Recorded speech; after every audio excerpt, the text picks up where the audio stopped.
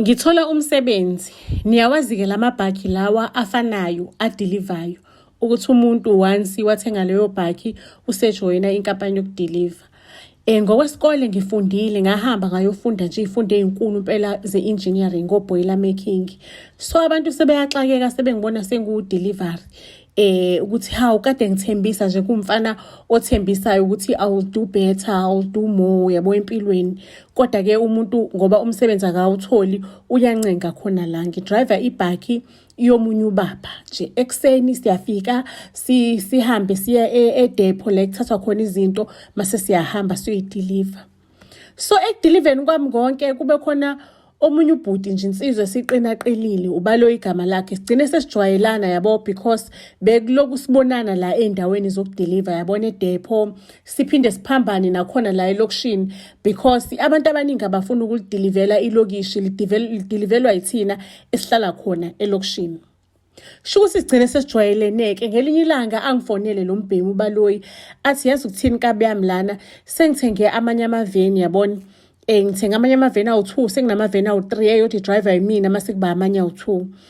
Sengimtholile udriver weyodwa iveni kodwa ngakamtholi udriver wenye iveni. Ukhona mhlawumbe omunye udriver omaziyo.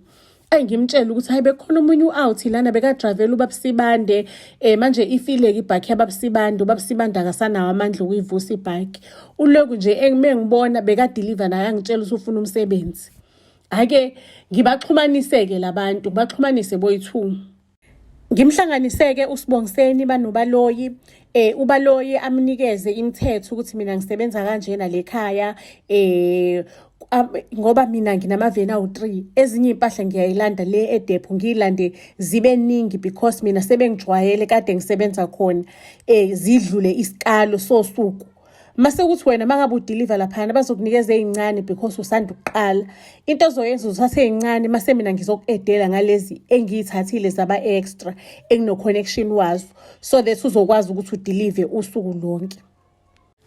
Aqaleke ngempela uSibongiseni ukudeliver kodwa into adixaka ukuthi bekunezinto ayithola zibhaliwe kahle zinamaselo amaplastiki zanamathelwa izitika zokuthi iphuma kule nkampani kodwa lezi zinto lezi ezinye bekahlezi ezinikeza ama-customer awodwa njalo all the times uyinikeza ama-customer awodwa lezi zinto and lama-customer lawa amnikeza ucash lo guy uSibongiseni and uSibongiseni kumele njalo ntambama ahamba yokheshapha kaMlungu ahambisa imali kaMlungu.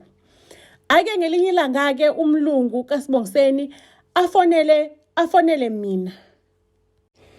Umlungu kaSibongiseni afonele mina athi namhlanje uSibongiseni akabuyanga ukuzokheshapha mhlawumbe ngabe ngiya-understand ukuthi kwenzakala ini.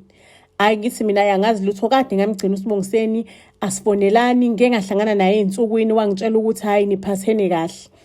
Futhi waconfirma lento lokade uyisho nawe ukuthi nawe ujabulile ngalomsebenzi niphathene kahle akakuhluphi ngalutho. Ake umlungu kaSibongiseni athi akulungile it's fine ngizohamba ngiyochecka kubo.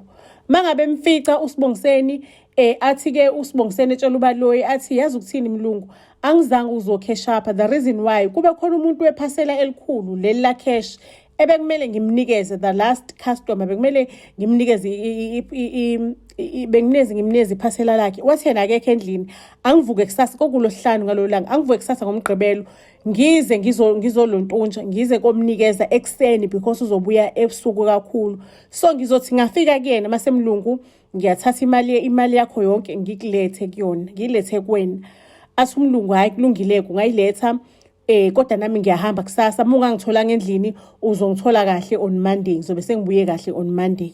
Hayi bavumelane uSibongiseni nomlungu kube right. uSibongiseni angafiki kumlungu umlungu azafone Monday ngoba wethe vele noma ungayiletha umgqibelo ungayiletha Monday afone Monday Sibongiseni awufikile uzolanda amaphasela nemali yami uyilethile kwenzakala ini. Ayi uSibongiseni akatholakala efonini usengena ko voicemail. Afike kuSimlungu afike kaSibongiseni bathi hayi uSibongiseni thina kade samgcina ngomgqibelo lekhaya akazange abuya wathi yena uyasebenza ngomgqibelo kanti ajwayele ukusebenza ngomgqibelo akazange abuya from that day asimazi ukuthi uSibongiseni uye kuphi. Umlungu kaSibongiseni angifonela sekunesituation ekanjena ulahlekile lo muntu wakho singamthola kuphi. Yo ngize ngiyisole ngithi yo ngaze ngayifaka enjeni kodwa ngangimsuggestelana umuntu komunye umuntu bheka manje sekuyinkinga yami manje umlungu kaSibongiseni ungifakela ipressure umfuna la uSibongiseni uthi angimbhekise because umuntu wami lo wafika nami kuyena. Kuthi ngolosithathu angisho soloku ulahleke ngomsombuluko ekhaya kuba solokuhamba umgqibelo. Kuthi ngolosithathu ngimbona uSibongiseni ngimbone esheshe nje ngena kwelinye ikhona edlini ikhona ngehlike ngimlande ngikhulume naye yini Sibongiseni kwenzakala ini because umlungu wakho uyakufuna kanjani. uSibongiseni alibeka udaba athi yazi ukuthini mfethu ngasuke ngahamba mina ngomgqibelo ngaba nestaff sami ngahambisa abanye abantu kwenye indawo umgqibelo ebusuku.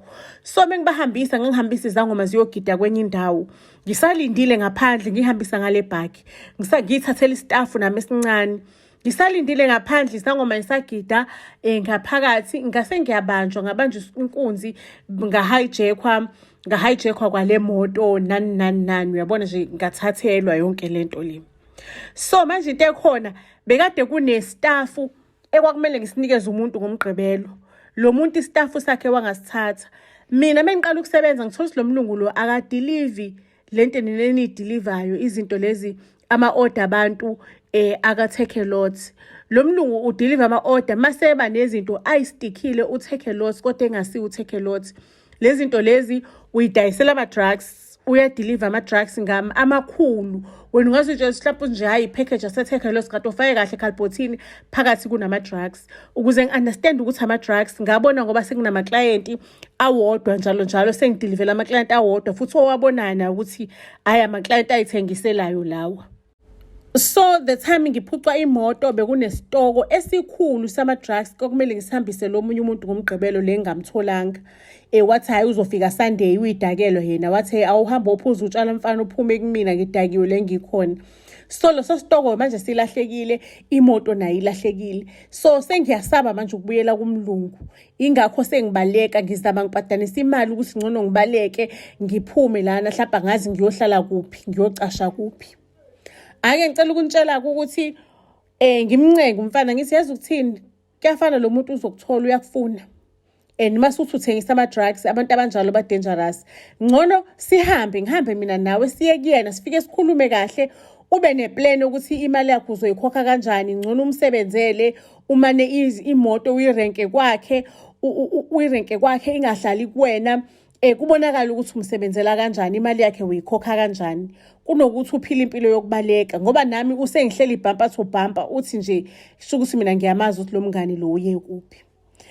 Sivumelane-ke noSibongiseni kube indaba yokuthi uSibongiseni-ke manje mina ngifonela lo mlungu uboss wakhe phela uyafonelwa kuhlangana somewhere kuzoxoxwa kuzokhuluma udaba.